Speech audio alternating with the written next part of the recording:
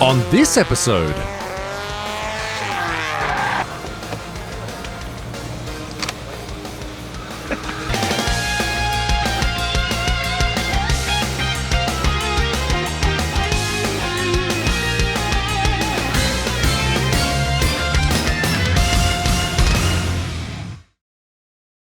we're out here today at Scudamore Circuit, and regular viewers of the channel will know that one of my favourite things to show on the channel are drifting and drift cars. Now, this being Japan, there's a lot of minor drift cars that not a lot of people tend to drive, but at the same time when they do, they kind of get together and do it as a group. Now this car, either you've never seen it before drifting, or you did and didn't know what it was. And if you do know what this is, you must be a real Japanese car fan. This is the Nissan Leopard. So what exactly is a Nissan Leopard? Well, this one might not be the best example because it's been done up in the classic Bosozoku style with the flares and wheels and whatnot. So we should probably have a look at these ones instead. So the Nissan Leopard, it's a two-door hardtop coupe. This model, the F31 chassis, was from the late 80s, early 90s.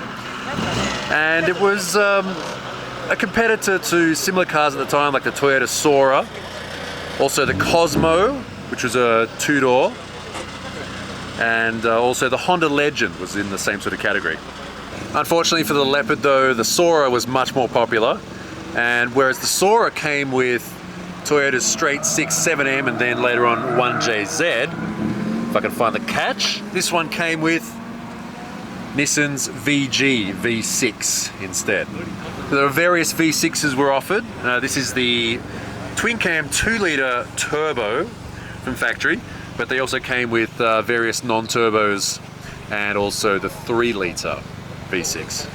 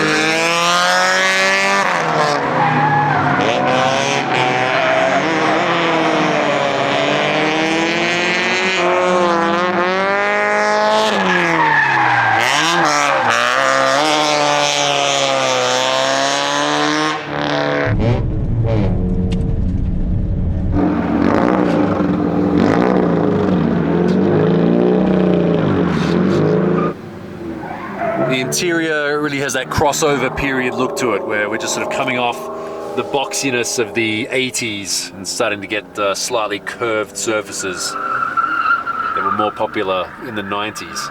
There's also some nice retro accessories here, the Suichuka shift knob, poppy air freshener, and the small diameter wood steering wheel and dice. So even though it is a two-door coupe, the rear seat is very spacious, so it wouldn't be too hard to take 4 people in here, but I think this car is mostly designed to carry 2 people, and the main reason I think that is because of this. You may have heard of the skebereba, or the pervert lever, from Honda cars at the same time, when there was a lever here that would tilt the seat back. Alright, because this is the date car period where the cars were sort of designed to take girls on dates. Well, here we have this. It allows the top of the seat to change position. This feature was called the Partner Comfort Seat. The sales point was it was allowing the seat to match your posture, but honestly, look.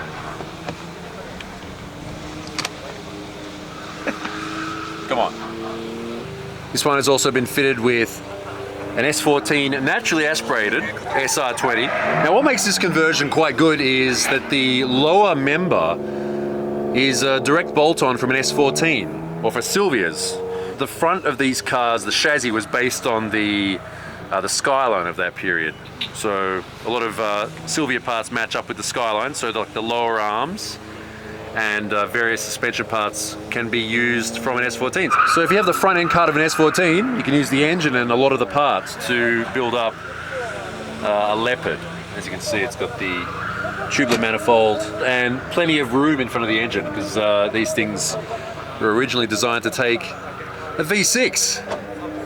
There's a bit of space on the left and right. And the Bosozoku style oil cooler, which doesn't go anywhere. Alright, this is the wheel that we just had on the car. This is a 275/35/14. So a 12-inch with this, and it has about that much stretch on it too. The inside, fairly well worn. The outside, still pretty close to being brand new. Actually, that's brand new right there on the shoulder. Yeah, so unfortunately, one of the downsides of this car is the rear end is a semi-trailing arm design, which means you can't adjust the camber. Basically, the lower the car goes, the more camber you have. So slam cars are going to end up with this, this kind of wear pattern. But as you can see with this car, it's more about looking good than it is about performance. So that explains that. And the front is 14 with a 245. Nanji desu ka? 11. So 11-inch on the front with these classic SSR Mark IIs.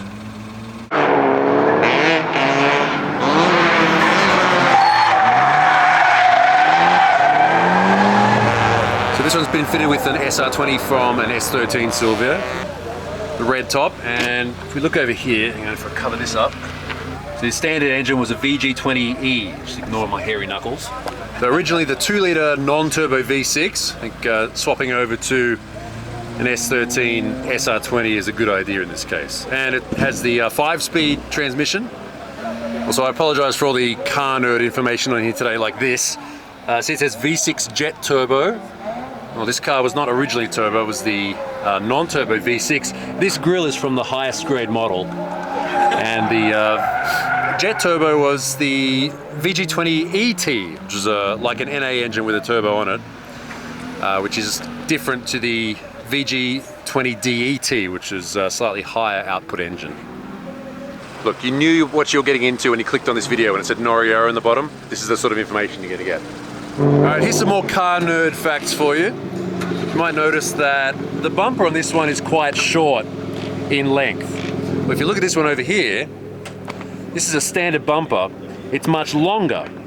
So this bumper is off the Ultima model. So you're thinking, well, why didn't they just put the long bumper on all those cars? Well, see on the number plate, this is a 5 Series car. Well, a 5 Series car has to have an engine under a certain size, and the car has to be under a certain length for that tax class. Well, this bumper is from the Ultima model, which is the 3-litre V6, and it has 3. This is a 3 Series car. So that means when you register this car, it costs a lot more money to register. Looking at this one here, you can see, well, it's got a short bumper. It must be a 5 Series, must be cheaper to register because it's a smaller car. This is also a 3. Why?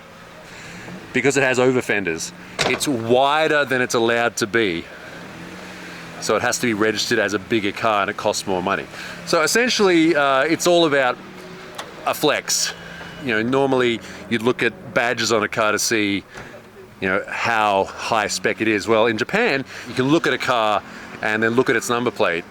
And if it has the number on the number plate, which is usually only used for big capacity cars or cars that are a certain length or width, that can be a bit of a flex. This one is obviously very wide as well.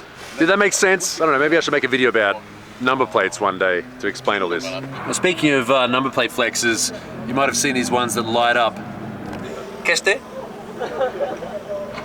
Ah, yeah, you can see it a little bit. Well, anyway, these light up number plates are also a thing in here in Japan. These aren't aftermarket. You order them from the road agency.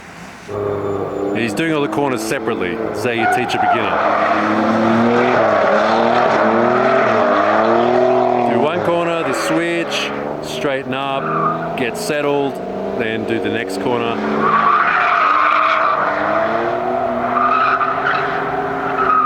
This is a good drill to learn drifting.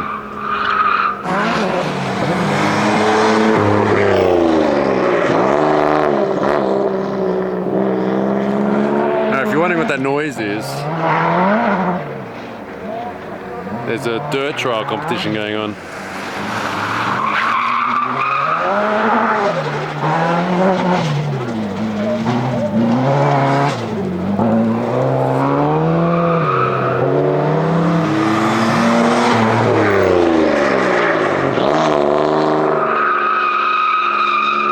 It might not be the best idea to learn how to drift in a Leopard in 2023, but that's one of the things about drifting. If you are in a car that you like, you're gonna have more fun.